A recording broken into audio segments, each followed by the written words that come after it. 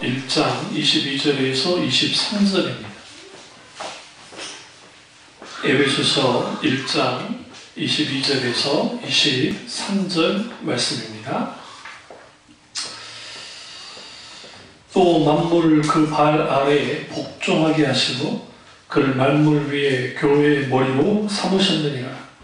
교회는 그의 몸이니 만물 안에서 만물을 충만하게 하시는 이의 충만함이니라. 아멘.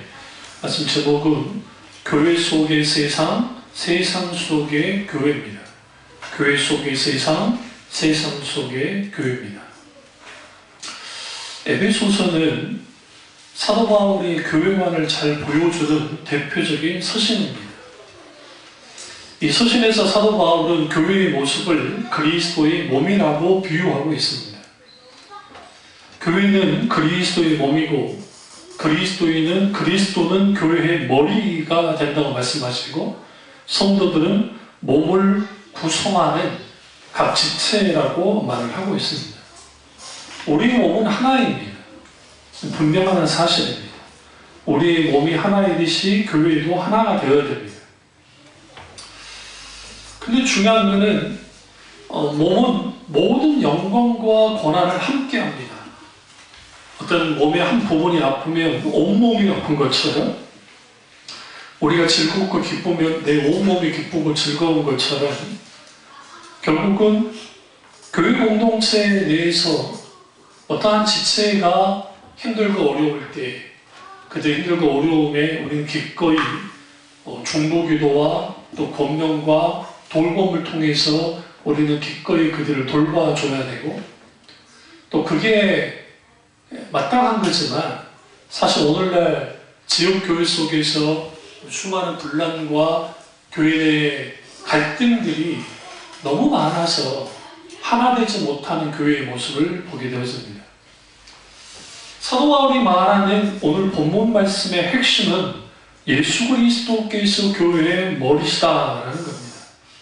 그리고 그의 몸, 헬라어로 소마, 몸이 교회는 몸이다라는 겁니다. 여기서 머리와 몸의 관계를 생각해야 됩니다. 머리와 몸은 완전히 결속되어 있고 결코 분리될 수 없습니다. 만약에 분리되면 그건 더 이상 교회가 아니고 더 이상 뭐가 아니에요. 죽을 수밖에 없습니다.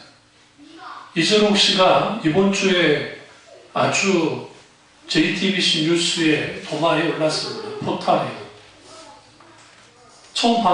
처음 그 소식이 전파될 때 아주 대형교회 목사가 그런 일을 저질렀다는 식으로 뉴스가 나왔습니다. 그때 댓글의 반응이 뭐냐면 봐라 기독교의 수준이 이 정도다. 봐라 기독교는 적어도 10년 안에 200만에서 300만 정도로 줄어들어 버릴 거다. 그렇게 돼야만 된다. 기독교의 수준이 이 정도지 라고 하는 댓글들이 달린 걸 봤어요. JTBC는 분명히 그들이 이단인 걸 알 겁니다. 왜냐하면 SBS 그것이 알고 싶다부터 시작해서 그들이 이단 집단인 것을 분명히 방송을 통해서 드러났으니까요. 이후에는 지도자라는 표현을 쓰면서 조금 이제 목사라는 표현을 쓰지 않으려고는 했지만 그들의 모습 속에 보이는 교회나 이단인 이재록 씨나 별말 다른 게 없게 느껴져요. 이게 오늘날 한국교회의 모습입니다. 여기서 우리는 분명히 뭘 봐야 되냐면 과연 소위 만민중앙교회라고 하는 그 교회의 머리가 누구입니까? 이재록 씨입니까? 예수 그리스도십니까? 이재록 씨죠. 그가 하나님처럼 군림했고 그럼 그러한 교회의 모습이 한국교회는 없었습니까? 있습니다. 카리스마를 앞서졌던 수많은 교회들 우리나라의 대형교회부터 시작해서 기타 교회들 그러한 교회들 속에 예수 그리스도 그분이 머리 되지 못하고 오히려 사람이 머리 되어지는 그런 것들을 보게 되어집니다. 그렇게 되어지면 교회는 정체성을 잃어버립니다. 왜냐하면 그리스도가 머리가 되지 못하기 때문에 그렇습니다. 그리스도가 여러분 우리가 하나 아셔야 될 것은 예수가 목사라는 존재는 필요합니다. 그러나 목사 뒤에 있는 하나님을 만나셔야 됩니다. 신앙생활을 제대로 하려면 어떤 개인 목사를 추종하며 신앙생활을 하는 것이 아니라 그 목사는 논대관도 없고 오직 예수 그리스도만이 드러나야 돼요. 그게 교회예요.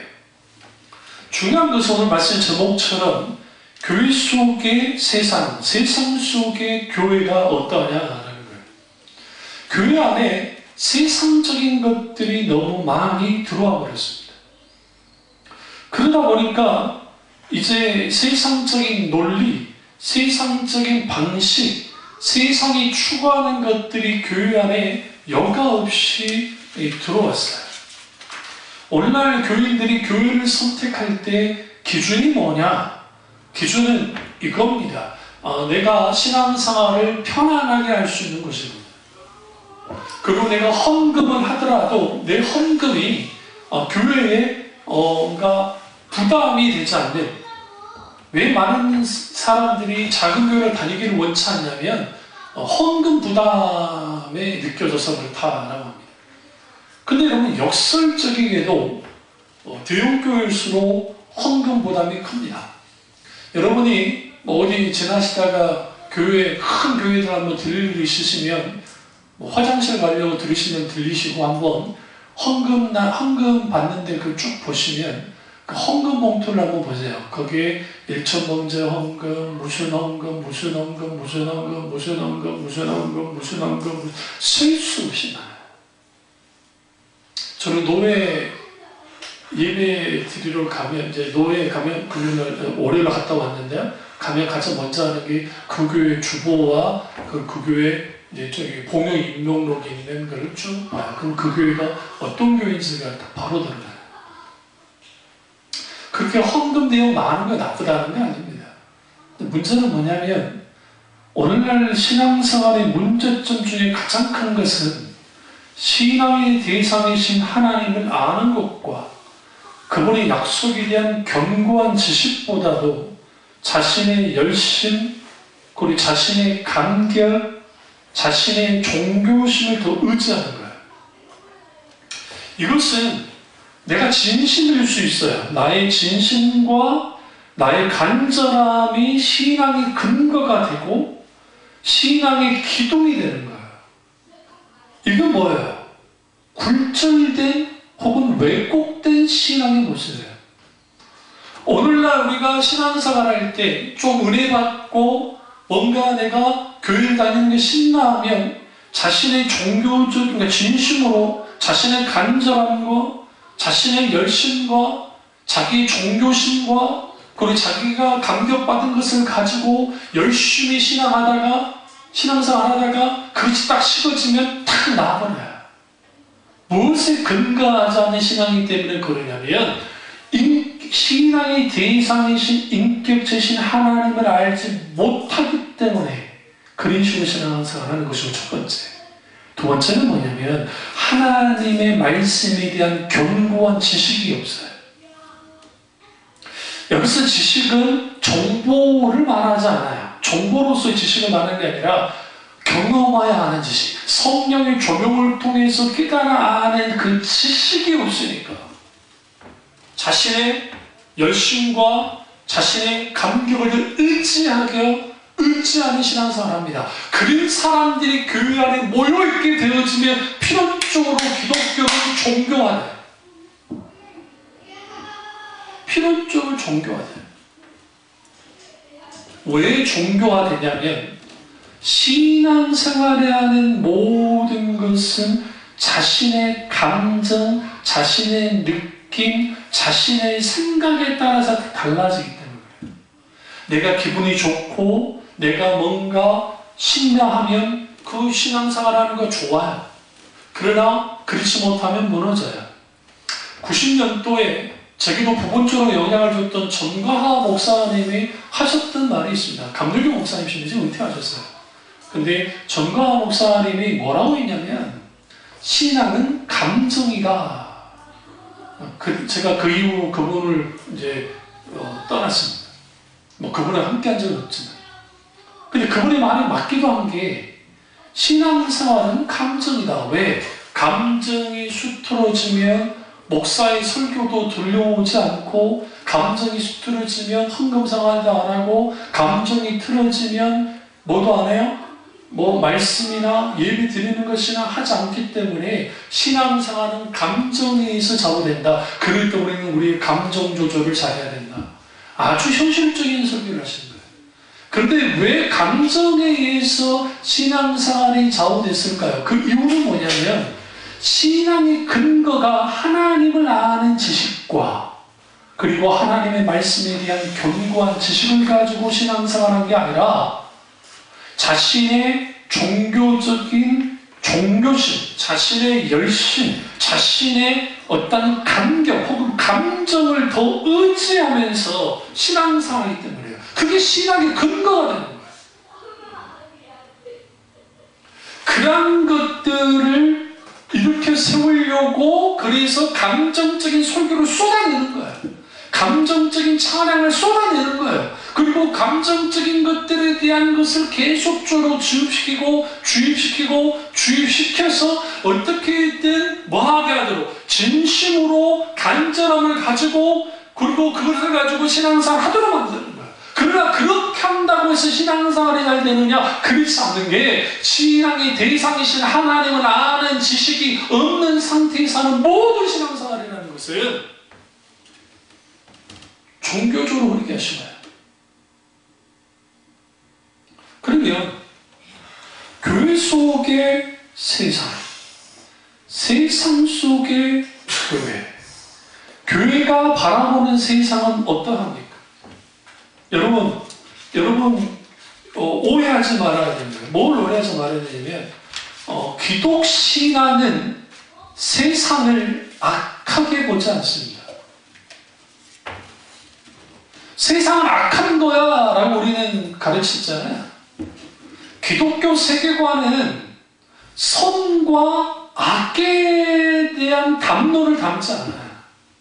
왜 그러냐면 선의 결핍으로 악이 나왔기 때문에 하나님은 선과 악이죠. 선과 악을 이 두 개를 다 아우르는 분이 하나님이세요.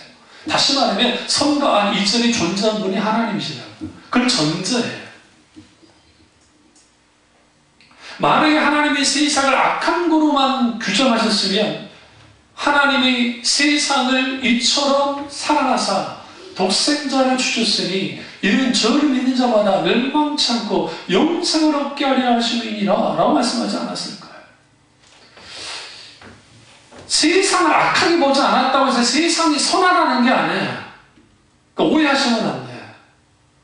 세상은 병들어 있고, 세상은 사탄의 영향 가운데 있고, 세상은 잡다운 인간 군상들의 죄가 가득한 곳이 세상이긴 해요. 그런데 이걸 좀 더 확장하면 이 세상을 누가 만들었어요? 하나님이 만들었어요. 하나님이 만든 세상이기 때문에 소중한 거예요. 가치 있는 거예요.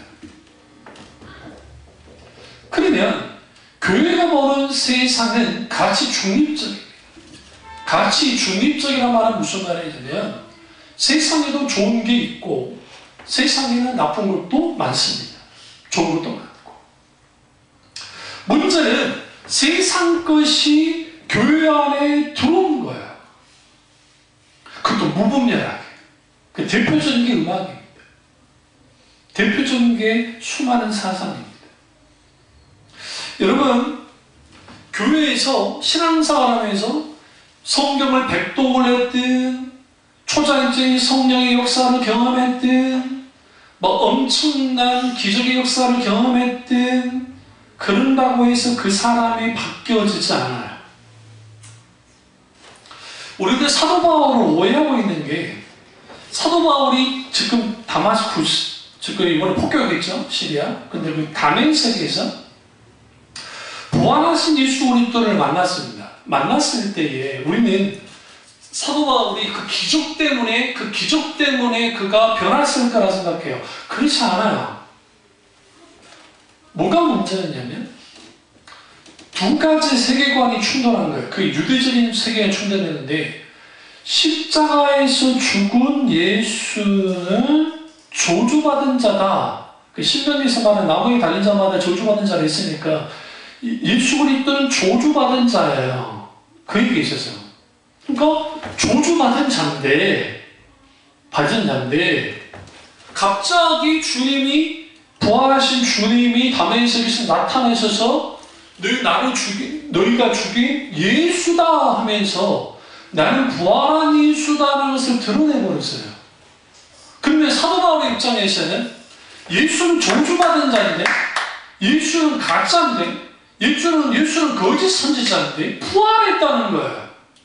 그것도 생생하게 음성으로, 생생하게 빛으로 드러낸 거예요. 그러니까 예수님이 부활하셨다고 한다면 예수님은 가짜가 아니고 진짜인데, 문제는 나무에 달린 자가 저주받은 자인데 저주받은 자가 어떻게 부활할 수 있단 말인가? 이게 받아들여지지 못하게 되는 거예요. 충돌이 나는 거예요. 일종의 유대적 세계관과 복음적 세계관이 충돌하는 거예요. 충돌했을 때 아나니아가 복음을 그에게 이제 말씀을 가르칩니다. 그랬을 때 그가 뭘 알았느냐? 아하, 그렇구나. 예수님이 십자가에서 죽은 것은 예수님 자신이 죄 때문에 죽은 게 아니고 인류를 구원하기 위해서 대속의 십자가를 지고 죽었기 때문에 하나님이신 예수는 죽을 수 있다. 그것도 어디에서? 나무에서. 저주받은 자로 죽을 수 있다. 그리고 그분이 하나님이시기 때문에, 그분이 하나님의 아들이기 때문에 너희 하나님께서 부활시키셨다. 이게 사도 바울이 십자가의 복음을 갖게 된 실질적인 사건이에요. 사건. 어떤 기적이, 그가 눈 못 보게 됐다, 눈을 뜨게 된 기적이 그를 바꿔놓은 게 아니라 살아서 역사하시는 하나님이 예수 그리스도가 나타나셨고 그게 계시하셨고 그 계시하는 속에서 성령의 조명 가운데 인격자신 하나님을 깨닫고 알게 되어주고 복음의 진리를 깨달아 알기 시작할 때 그가 바뀌어졌다는 거예요. 교회 안에 무분별하게 세상 것들이 많이 들어와 있습니다. 뭐할 만큼, 너무나 감당하지 못할 만큼 너무나 많은 것들이 들어와 있어요. 그 대표적인 게 첫 번째로 외형에 집착하는 겁니다. 크고 많고 강하고 높은 것을 추종하도록 만들었습니다. 여러분이 소위 성지순례를 가서, 특별히 터키 지역의 성지순례를 가서 에페소 교회, 빌라델비아 교회, 사대 교회, 라오디아 교회, 그러나 사실은 초대교회 서행전에서 기록된 라오디게아 교회 할 때는 한 교회를 지칭한 게 아니에요. 라오디아의 지역에 있는 교회들에게 한 거예요. 왜냐하면 그 엄청난 대형교회가 있지 않았기 때문에. 세워진 적이 없으니까. 박해슈인데 어떻게 교회를 지어요? 상처를 생각해보세요.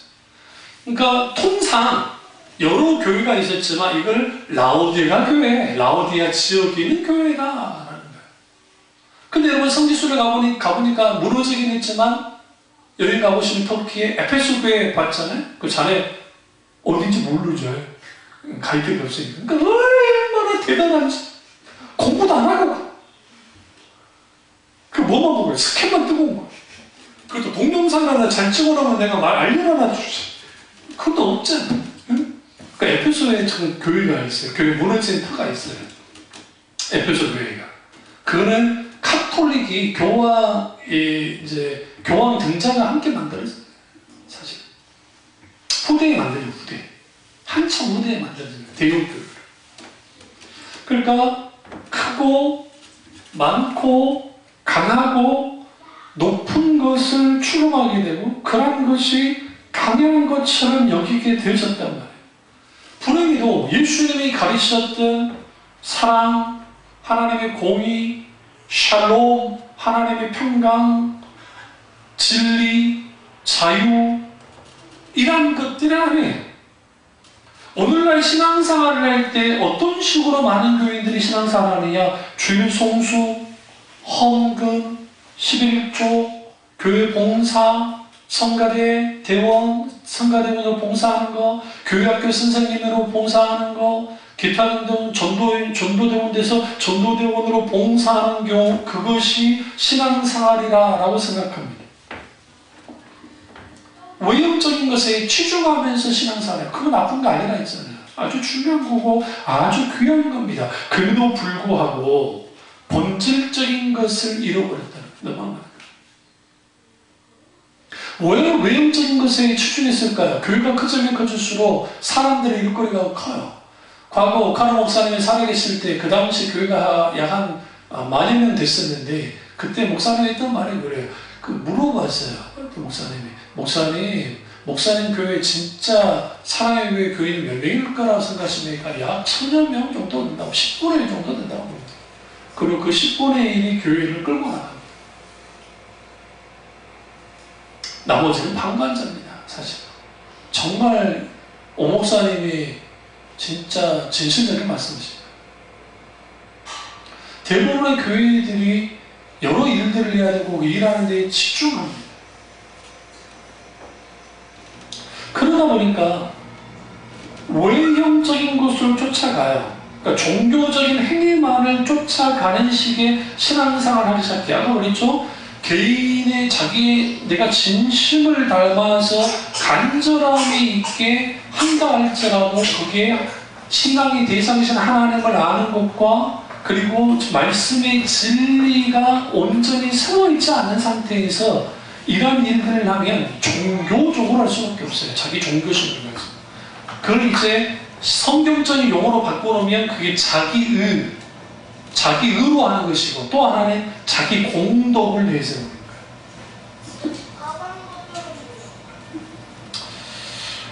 그러다 보니까 개인적인 성공이 하나님의 영광이 된다고 하는 성공 찬양의 공식이 일반화되어 있어요.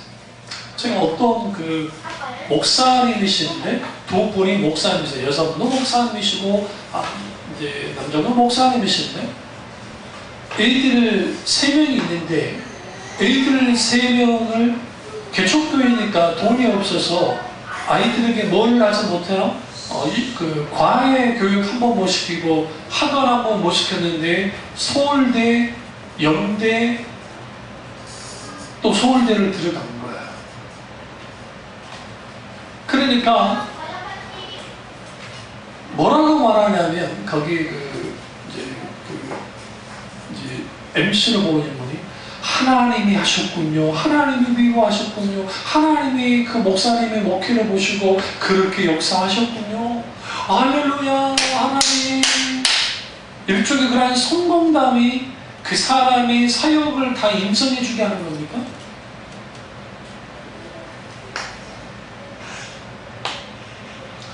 부끄러운 거예요.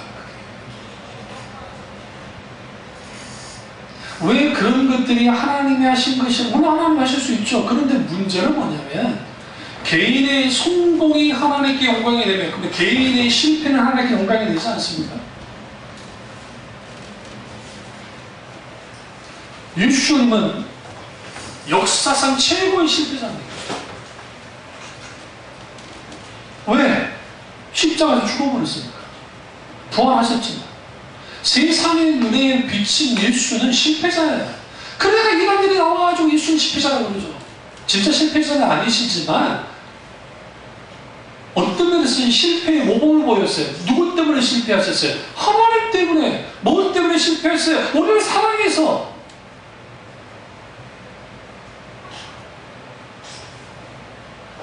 예레미야는요 구약시대 그렇게 유명한 선지자가 아니에요. 무슨 말이냐면 이름이 그렇게 알려진 선지자도 아니고 영향력을 끼치는 선지자도 아니고 늘 왕의 마음을 심숭하게 만드는 그런 선지자일 뿐이었어요. 그러나 이후에 수백 년이 지나고 난 다음에 바리새인들도 인정하는 것처럼 예레미야가 참 선지자라고 말합니다. 일종의 신앙과 성공의 공식을 같이 가지고 나가는 거예요. 이게 지금 교회 속에 세상 정신이, 세상 가치관이 그대로 들어와 있는 거예요. 그래서 하나님의 영광을 결정하는 기준이 뭐예요? 세상에서 성공하는, 가늠하는 기준과 정확하게 일치합니다. 이거 뭐예요? 신성 모독적 가치관이에요. 예수는 우리에게 계속 나다지라고 하죠. 나다지라. 근데 오늘날 교회에서 뭐 합니까? 성공하십시오. 더 높아지십시오. 더 올라가십시오. 그래야 더 많은 것을 베풀 수 있습니다. 더 많은 영향력을 끼칠 수 있습니다. 예수님이 언제 우리에게 높아지라고 말씀하시던가요? 주님은 그렇게 살지는 않았어요. 결국은 사람들에게 하나님의 뜻이라고 포장을 하지만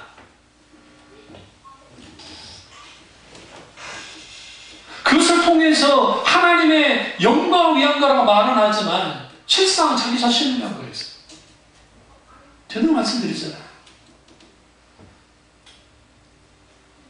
군사 독재 때 고문 그러니까 경찰들 중에 상당수가 교회 교인인가 하십니까? 그 유명한 정말 이름만 대면 아는 사람들이 교회 장로, 교회 안수 집사였어요. 그래서 고문당하던 민주화 운동하던 그 청년 대학생들이 이를 가면서 내 예수 안 믿겠다고 하는 거예요. 박정희를 죽였던, 전 대통령을 죽였던 김정유 씨 안수 집사로, 차지철이 장로입니다. 차지철 씨. 독재 알람방감에서 이승만 씨 옆에, 이승만 대통령 장로였고, 이승만 대통령 옆에 있던 이후락인가요? 이후락 아니고, 예, 그 사람도 장로였습니다. 무슨 말씀 드리려고 하냐면, 세상 성공이 하나님께 영광이 된다라는 논리를 세상에서 가져온 거예요. 사도들의 모습은 어떠한 줄 아세요? 사도들은 성공을 쫓아내지 않았어요. 그 언제 죽을지 몰랐기 때문에. 오늘 아침에 김나주 목사님 세미나, 목회자들 향한 세미나를 들으면서 가슴이 뭉클했었는데, 카빈 선생님이 그의 이제 종교교육 당시, 또 루터도 마찬가지지만, 내가 언제 죽게 될까라는 마음을 가지고 살았어요. 난 죽겠구나. 난 죽음을 향해 달려가. 근데 지금 우리 김 목사님이 많이 아프시잖아요. 그 종교개혁제 2017년도에 교회에서 보내줬대요. 목사님을. 그래서 그 판넬메르크가 아니라 갑자기 생각나요. 그 작은, 그게 크지 않습니다. 그 교회에서 뭔가 오셨다. 나도 그렇구나. 목사는 그 주님을 위해서 양들을 위해서 죽어가는 존재들이에요.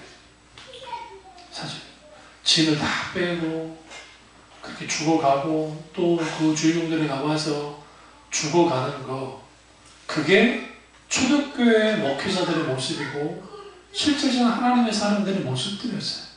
근데 뭐냐, 요즘에는 우리 때도 그런 게 있었지만 꽃길만 걸려고 해요.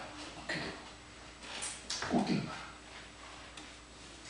집안이 잘 뒷받침해줘서 신학대학 다니고, 집안이 잘 뒷받침해줘서 유학 갔다 오고, 그리고 잘 줄 서가지고 초대교회 혹은 대형교회 목사로 부임하면 꽃길만 걷는 거예요. 꽃길만 걷기로. 근데 꽃길만 걷는 목사는 없어요. 목회는 없어요. 양들이 나이가 아무리 뭐 70아니라 80에도 양은 양이에요.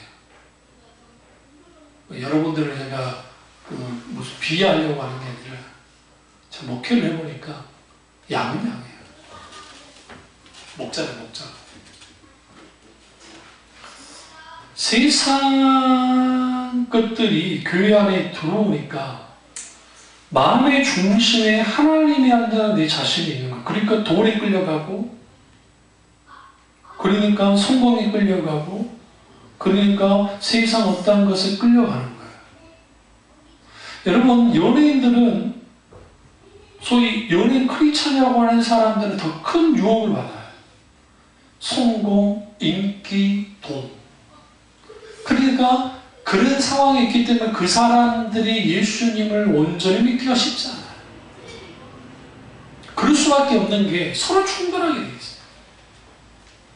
형 같은 친구들은 그나마 좀 독특한데, 그 친구를 내가 만나본 적이 없기 때문에 일단 신앙적 대화를 나눠본 적이 없으니까 제가 일단은 놔두더라도, 그렇지 않으면 실제로 세상 것들이 들어와서 세상 성공이 소위 말하는 대학을 붙는 거, 좋은 직장 다니는 거, 그런 것들이 신앙생활 잘하는 것이라고 하는, 그럼 이혼하면 신앙생활 못하는 것이고 뭐 하면 못하는 겁니까? 이혼하지 않아야 되겠지만, 사업에 실패하거나 직장을 잃거나 또 큰 병에 걸리거나, 이런 사람들이 본영주의적인 교회에 못 붙어 있어요. 왜 그러냐면 믿음이 없어서 당신이 뭔가 신앙의 문제가 생긴 보호를 받았다, 이 문제가 생겼다. 소위 약자들을 껴안지 못하는 교회가 되는 거죠. 그 왕화연 자매가 우리에게 왔을 때에 제가 왜 좀 못맞다 여겼냐면, 애가 여배를 방해를 하고 그게 아니라 처음부터 거짓말하고 들어왔어요. 그러니까 문제 있냐? 이 문제 없고, 그러면서 어떠한 오픈도 하지 않았어요. 그리고 목회자의 눈에는 뭐가 뭐냐면, 여러분하고 저는 좀 다른 점이 뭐냐면, 그런 사람들 오래가지 못합니다. 일종의 이용되는 거예요. 크기 싫은 거예요. 그리고 그 부분에 있어서 좀 잡아서 좀 이야기를 나누고 싶지만 그게 안 돼요. 결국은 뭐 본인이 알아서 이제 하긴 했지만, 그 떠난 것도 그것도 거짓말이 있었어요. 뭐 스테디 받은 실제로 이사를 했고, 그거 보니까. 제가 무슨 말씀 드리려고 하냐면, 교회를 선택하거나 다닐 때 오늘날의 교인들이 아주 자유롭게 마음대로 하면서 다녀요. 제가 어렸을 때 신앙생활 할 때는 교회를 함부로 옮기지 못했던 이유가, 목사님이 뭘 요구하냐면, 대부분 목사님들이 당신이 그 교회를 나온 이유에 대해서 그 담임 목사님으로부터 예를 들어 어떤 그 소견서, 그러니까 추천서를 받아오게 있어요. 중직들은 평신도 받은 거예요. 그러지 않으면 안 받아줬어요. 중직들은 못 돌아요. 이런 경우도 있죠. 직장에 몰아가지고 오는 사람들, 그 사람들은 뭐 문제가 있던 게 아니니까 이제 그럴 수는 있는데, 그럼 제가 왜 이 말씀을 드리냐면, 오늘날의 교회 안에 세상 끝이 들어오다 보니까 교회를 다닐 때에도 마치 내가 그러니까 어떤 마트를 가든지 아니면 어떤 자기가 가고 싶은 어떤 오락거리 정도로 해가지고 이 교회 다니고 저 교회 다니고 저 교회 다니고 저 교회 다니는 일들을 서슴없이 합니다. 돌아다니면서. 왜 그럴까요? 그것도 된다고 생각해요. 그들 가운데 하나님이 없어요. 이런 경우 있죠. 자기 살라고, 자기 회피하려고, 자기 뭐 하려고 떠나가는 사람도 있어요. 이 말씀 드릴게요. 저는 이게 하나님 보시기에 그게 아름다운 게 아니기 때문에 그들의 인생에 있어서 하나님이 그들과 함께 하실까요? 저들은 정말 회개하고 돌이키잖아요. 그러면 전화를 해야 돼요. 목사님, 그때 이 부분 잘못했습니다. 라고. 근데 지금 전화 한 번도 없는 거 보니까 그러고 살아요. 하나님이 역사실까요?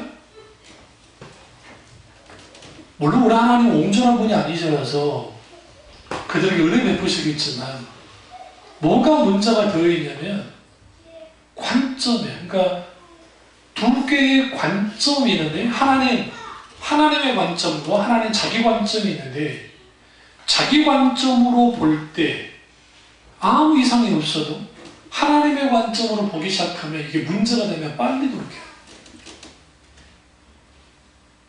이게 성경에서 말하는 소위 말하는 온전한 신앙생활하는 사람들 그런 사람들의 모습이에요.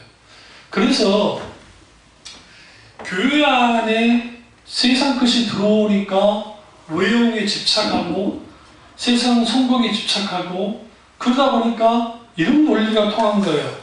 이제는 돈이 있어야 교회도 움직여주고 교육이 있어야 선교도 하고 돈이 있어야 뭔가 할 수 있다. 그 말이 현실적으로 옳아요. 그런데 하나님은 돈으로 하나님의 역사를 하신 적이 없어요. 그들이 가지고 있는 자원을 가지고 하나님의 자원, 조지 뮬러를 통해서 할 수도 있고 실제로. 그러면 돈 많고 사람 많고 건물도 크고 그런 교회가 왜 세상을 바꾸지 못할까요? 이반 로버츠가 다녔던 교회가 그 사람 표시입니다.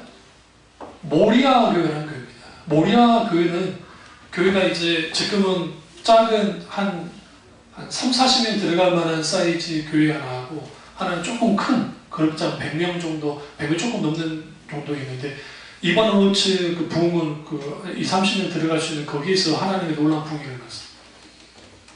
그러니까 아주 그 작은 교회에서 아일랜드라고 하는 그곳에서 뒤엎었다고요. 그러니까 우리는 착각하고 있는 게 교회가 세상을 바꿀 힘은 있어요. 분명하게. 근데 어떤 교회가 세상을 바꿀 수 있는 힘이 있느냐? 그리스도께서 교회의 머리 되는 교회 그리고 하나 된 몸을 갖고 있는 교인들이 있는 신자들이 있는 그 교회가 세상을 바꿀 힘이 있어요. 사탄은 그걸 알기 때문에 어떻게든 교회를 깨부시길 원합니다. 그래서 목회자들을 흔들고 양들을 흔들어요.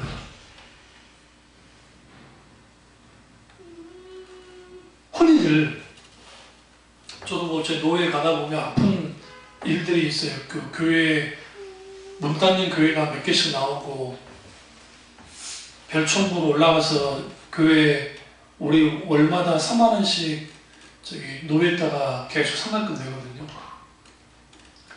그러니까 그 상납금을 못 나가지고 어떤 목사 24개월 밀리고 36개월 밀리고 별천부에 올라가서 별천부 올라가면 이제 제명돼요. 표현으로 자기가 박탈당합니다. 물론 후에 다 내고 나면 또 회복할 수 있지만 그게 노예 허락이 더 필요하고 그런 모습들을 보면 가슴이 아파요. 그러니까 우리 이렇게 생각합니다. 세상 논리 가지고 막 교회들이 한두 개 있는 교회 뭐 그런 게 있잖아요. 그러면 그런 게 문 닫았으니까 그 문 닫았나 보다 그런 생각 그런 생각.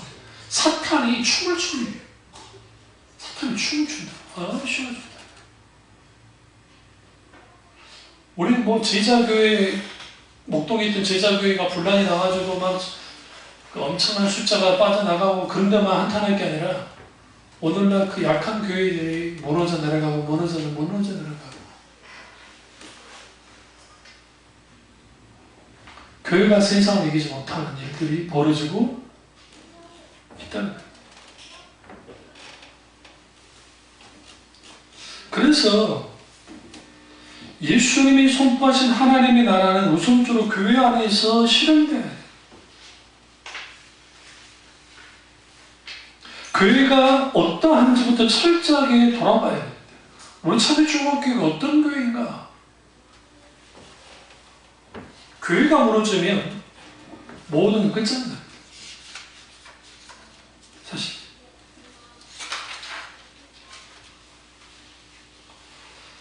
그렇다고 한다면 외형만을 쫓는 그런 교회가 이제 교회 세상 속의 교회 모습이 그러니까 그런 교회가 있는데 또 하나는 두 번째는 뭐냐면 방향을 거꾸로 잡는 교회예요. 언제부턴가 한국교회가 세상과 똑같이 가기 시작했습니다. 그래서 그 대우교회 같은 경우 막 그 유명한 성악가들 있죠. 이제 교회 다니는 그 사람들이 교회에 막 특송을 해요. 막 뭐 뭐라 하겠어요. 그리고 지휘자. 그런데 그게 다 이제 돈 주고 산단 말이에요. 돈 주고 산단 말이에요. 왜? 예배 격이 높아져. 제가 한세대 다닐 때, 그때, 그 음대를 많이 거기, 연세대학교 막 그런 데 떨어진 애들이 수도권에서 대학 가기 못한 애들이 그쪽 나와요. 그래서 이제 좀 허접한 데보다는 훨씬 나아요, 한세대. 근데 이제 거기에 그 여러 성악가부터 시작해서 이제 있어요. 그러면 이제 음대를 지나가야 돼요. 신대원 쪽으로 올라가려면. 그러면 이제 밥 먹고 기도하다가 이제 할 일 없으면 좀 이제 마실 갈까 하면 애들이 막 막 소리가 막 하면 이제 그 듣는 또 재미도 있어요. 그래가지고 듣다가 딱 들어가서 보면 공고에 나오는데 알바 구함 이렇고 이제 그 첼로 어떤 교회가 알바를 구하는 거예요. 첼로 또 소프라노 누구누구 뭐 알토파 누구누구. 그래서 그 단수정이 뭐냐면 연습 많이 안 함. 주일날 한 번 모여서 함. 그러니까 평일 안 부르니까 걱정하지 말고 와서 뭐 알바 떼어라. 근데 어떤 그 두 여자애가 대화하는 거 다른데 하나는 교회 다니는데 하나는 교회 안 다니는데 그런 거 야 가서 알바하자. 나 교회 안 다니는데 괜찮아 상관없어 노래 부르는 건데 뭐.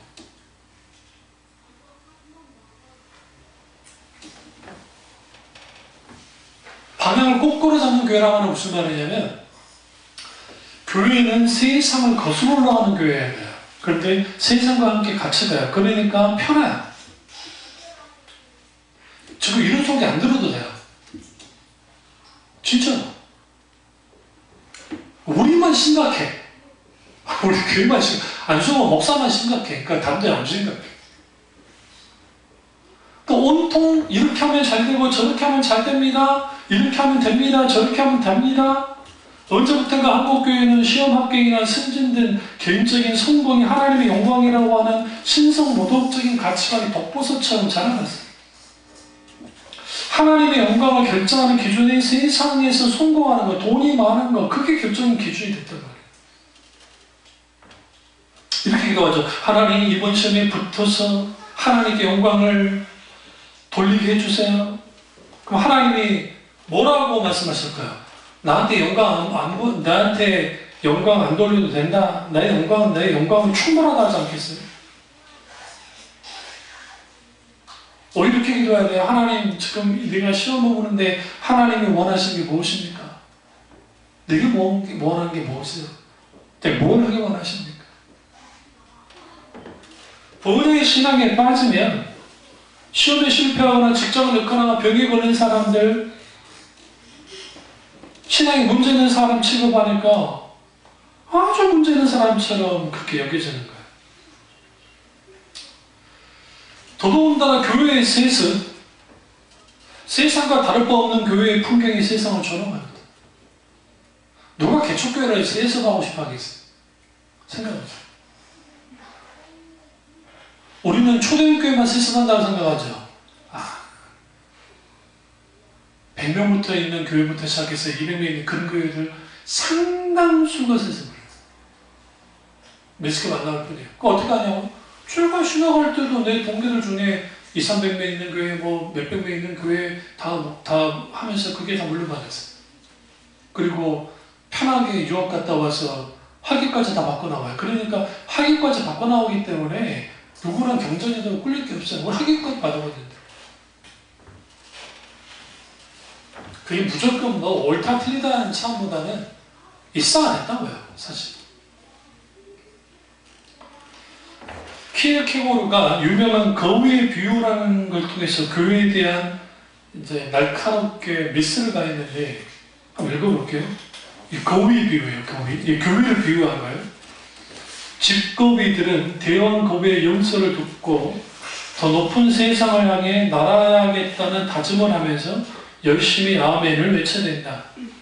그러나 연설이 끝나고 집에 돌아올 때는 여전히 날개를 사용하지 않은 채 뒤뚱거리며 걸어가게 된다. 거위들의 삶과 다를 바 없는 교인들의 삶, 목사의 설교를 들으며 세상을 향한 자신의 비전과 사명을 확신하며 끊임없이 다짐하고 맹세하지만 교회를 나서서 세상으로 나갈 때는 어제와 다를 바 없이 세상 사람들과 똑같이 돈, 권력, 쾌락을 탐하며 살아가는 세상적인 존재들, 그들이 바로 거위 같은 크리스찬이다. 그게 키르케고르가 화란에 있던 네덜란드 화란 개혁교회를 향해서 일침을 했던 거예요. 그러니까 교회 안에 들어와서 내가 하나님을 믿는데 삶을 살아가는 것은 세상 사람과 똑같이 살아가면 그 사람 크리스찬 아니에요. 무늬만 그리스도이지. 근데 이것에 대한 진지한 고민을 하지 않아요.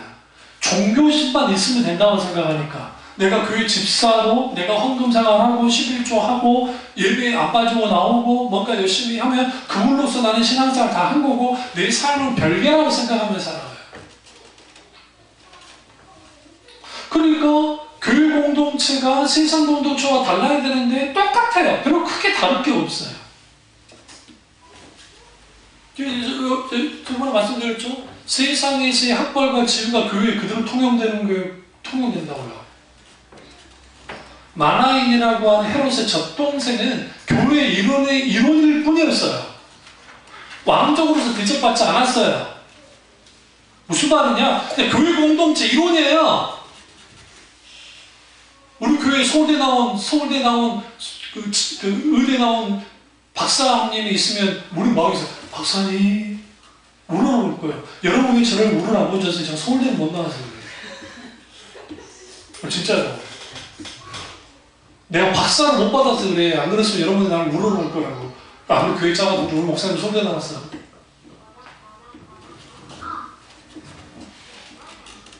그러니까 세상과 발맞춰가는 그런 교회 방향이 틀려버렸어요. 그러니까 이게 거슬러 가질 않아요. 거슬러 올라가는 교회가 되지 못하니까 교인들도 거슬러 올라가려 하지 않아요. 목사도 거슬러 올라가려 하지 않아요. 그러니까 무슨 일이 벌어지느냐? 더 이상 교회와 세상이 충돌하지 않죠. 에덴 토조 목사님 말처럼 세상과 충돌하지 않는 교회, 세상과 충돌하지 않는 교회는 아무것도 아니에요. 그 교회도 아니고 교인도 아니라는 거죠.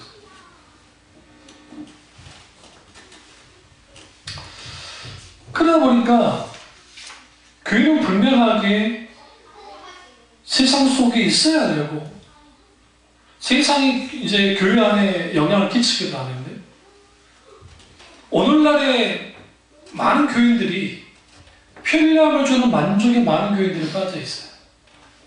어떤 그 교수님이 연구했던 걸 읽고 제가 동감했었는데 왜 오늘날에 시설 좋은 교회에 사람들이 갈까? 그 이유는 뭐냐면 사람들은 가을급에서 먹고 살만해졌어요. 집이. 옛날에 단칸방에 살았잖아요. 안 그래요? 단칸방에 옹기종기 살았기 때문에 교회가 판잣더기를 다 놔둬도 괜찮아. 왜? 우리 집이나 교회랑 비슷해. 오히려 교회는 더 커. 뭐 시설은 안 좋지만 교회는 커. 크기라고 해. 1000만 원 쳐도 커.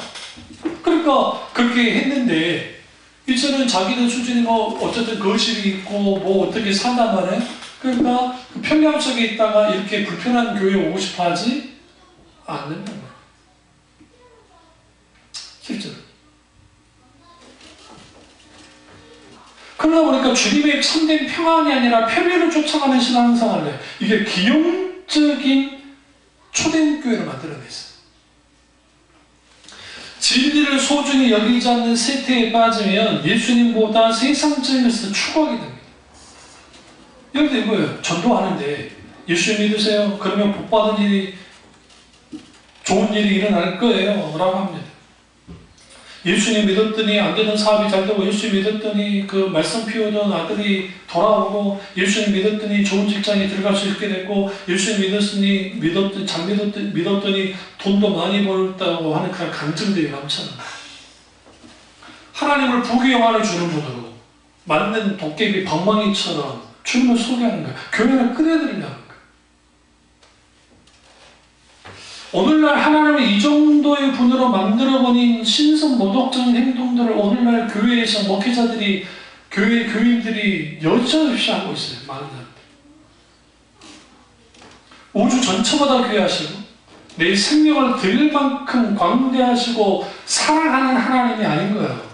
그러니까 그 정도 하나님 거예요. BMW 정도의 하나님 거예요. 아파트 25억짜리 아파트 정도의 하나님 거예요. 내가 성공한 집이 정도의 하나님 거예요. 좁은 길과 넓은 길 사이에서, 좁은 문과 넓은 문 사이에서 뭘 선택해야 됩니까? 좁은 길요. 근데 예수님이 뭐라 하던가요? 그 길은 협착하고 좁다고 그랬죠. 더 결정적인 말을 했습니다. 찾는 이가 적다 그랬어요. 뭐는 이가 적다고요? 찾는 이가 적다. 그게 십자가의 길이에요. 그게 좁은 길이에요. 세 번째는 교회다운 교회를 되기를 포기해버렸습니다. 어떻게 포기해버렸느냐? 교회 안에 세상적인 기준이 통용되어졌는데, 이번 노예를 갔는데 내 앞에 앞자리에 저보다 나이가 한 7, 8살 정도 많은 목사님들이 이야기를 나누시더라고요. 뭐라고 이야기를 나누시냐면, 한 이제 목사님이 장로를 세워야 되는가 봐요. 그래서 목사님, 이제 우리 교회 장로를 세워야 되는데 어떻게 할지 모르겠네. 뭔가 옆에 있던 목사님이 이렇게 말하니까, 목사님, 저도 장로를 세우려면 이거 헌금을 할 수 있는 사람을 세워야 됩니다. 그리고 적어도 장로 정도 되려면 자기 집안치를 기꺼이 바칠 수 있는 정신을 갖는 그런 마음을 갖고 있는 사람을 세우십시오. 그래, 맞아. 그래야 되겠지? 하나도 안 붙여가는 말이죠. 전또 그런 길은 밝아가지고 잘 들려요. 그런 길이 밝아가지고. 이게 오늘날의 목회자들과 교인들이 가지고 있는 교회 직분을 향한 시선이 있어요. 직분이 계급이 되는 거예요. 언젠가는 우리 교회도 권사들 나와야 되는데, 누구는 시켜주고 누구 안 시켜주면 삐지거든. 직분은요, 하나님께 충성 봉사라고 세우는 거지 삐져나가 세우는 게 아니에요. 우리 광주 형 목사님 직분자 세울 때 골몰을 세워요. 삐돌이들 계속 나오니까. 스스로 내가 그 자격이 있는가 생각 안 해. 일단 나를 안 시켰다는 거. 그리고 자기가 봤을 때 저것도 아닌 것 같은데 저거도 되는데 왜 난 안 돼. 걸고 넘어오죠. 그런 일들이 교회마다 그런 일들이 벌어지죠.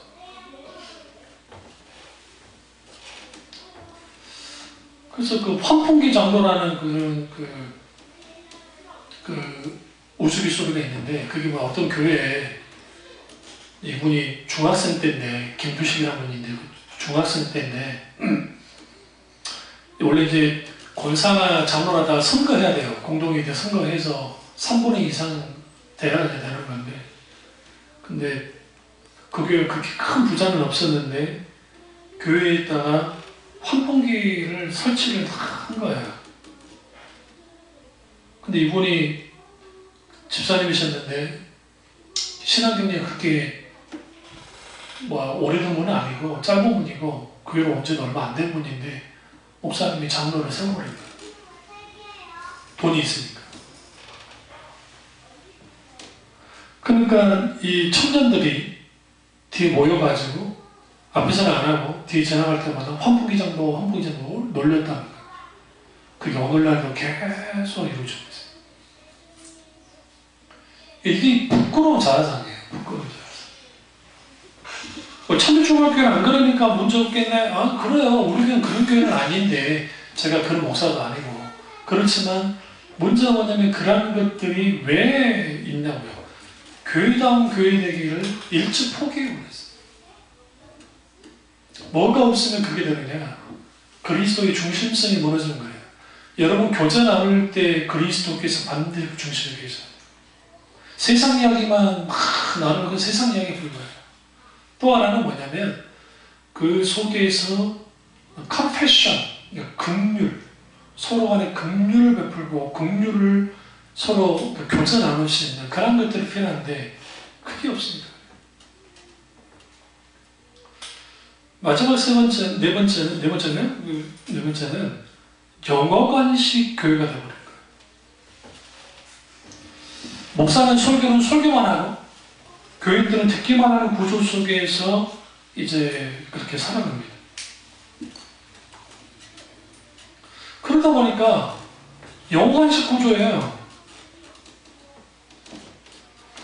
그냥 설교를 듣고 그걸로 끝나버려요. 그 말씀에 대해서 깊이 다시 한번 되새기는 걸 안 해요. 여러분이 댁에서 지금 주변에 이렇게 설교를 듣고 있지만 댁에서 한번 조용할 때 이 설교를 들으시면 놓친 부분이 생각보다 많아요. 그러니까 이런 말씀 하셨네 생각 들 때가 있어요. 그게 뭐냐면 그게 되새기는 거예요. 근데 그런 게 없어요. 그러니까 그냥 주입식으로 그냥 설교하고 그것도 그냥 15분에서 20분 정도 하고 그것도 간증, 앞에 간증, 예화, 중간에 예화, 마지막 예화 이 구조로 댁에서 한번 쉴 때 CBS 가서 대부분 그 구조로 다 설교를 해요. 목사님들이. 그게 일상적인 설교하게 실전신학 설교하게 그런 식으로 설교하라 가르쳐요. 저도 배웠다니까요. 안 배운 게 아니에요. 제가 몰라서 안 하는 게 아니에요.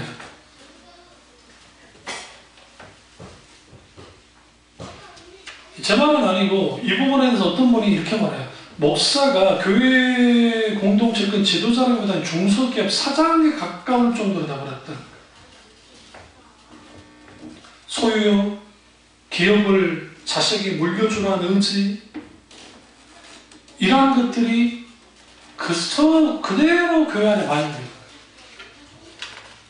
그러다 보니까 나의 영광이 하나님 영광이 할 때 말은 하나님의 영광인데 어떻게 해요? 나의 영광을 쫓아가는 우리 이삭이한테 참여중앙교회를 물려받아라! 이렇게 절대로 안 물려받아요. 워낙 교회가 그랬습니다. 혼자 문제는 저거 물려받아라! 해도 안 할까 나 겁나요. 나도 얼마 안 남았어요. 제 나이가 70에 은퇴인데 저 얼마 안 남았어요. 21년밖에 안 남았어요. 21년이면 혼이가 몇 살이지? 26살인가? 한참 할 때 근데 저거 안 할까봐 겁나. 우리 아들 놈도 우리 교회 웃긴 소리 있잖아요. 지 선언할 때 우리 저기 허니가 15살인가? 우리 교회 마찬가지.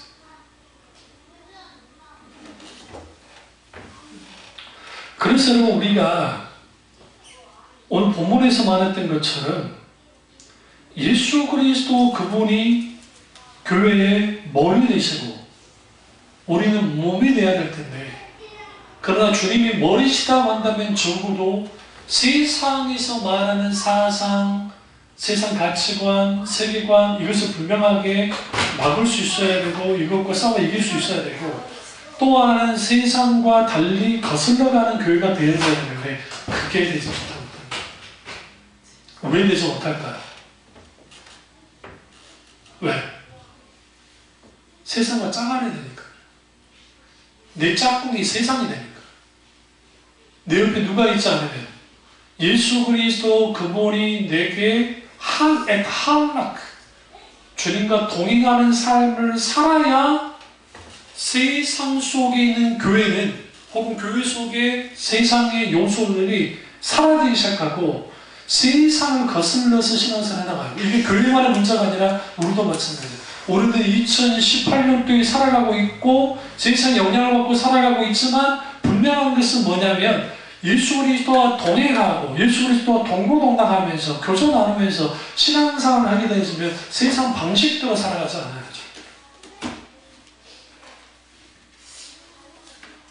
근데 왜 세상 방식대로 살아가느냐?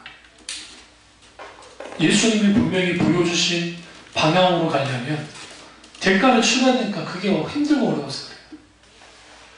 이 사실을 깨달고 우리가 정말 교육 속의 세상 속의 교회, 우리는 어떠한가? 적어도 세상과 충돌하고 세상을 거슬러 올라가는 참빛중앙교회 교회와 교우들 되시기를 주님의 이름으로 축원합니다. 기도하겠습니다. 기도하실 때 오늘 이 말씀이